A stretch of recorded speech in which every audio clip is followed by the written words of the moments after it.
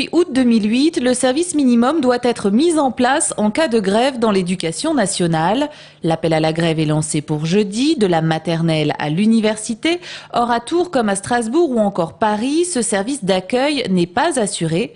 La ville de Tours aurait pourtant rassemblé plus de 250 personnes, mais il en faudrait le double vu le nombre de grévistes annoncés. De plus, un appel à la grève de la CGT en direction des agents des écoles s'ajoute demain. Deux raisons invoquées pour ne pas accueillir les scolaires. Comme l'a écrit le président des grandes villes de France, il y a des choses que nous pouvons faire et nous les faisons dans le grand respect de la loi. Et puis il y a des choses qui frôlent l'impossible et nous sommes devant une situation où la concomitance des préavis de grève nous empêche d'être, je dirais, en phase et cohérent vis-à-vis de cette loi.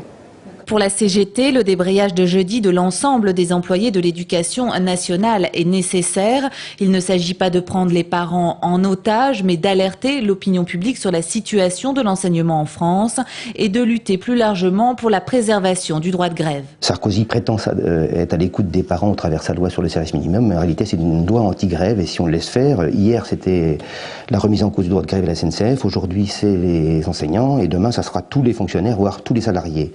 Et donc nous, par notre préavis de grève, on peut permettre aux salariés qui refusent de jouer le rôle de briseur de grève qu'on entend leur faire jouer, de pouvoir le faire en se mettant en grève le 20 novembre.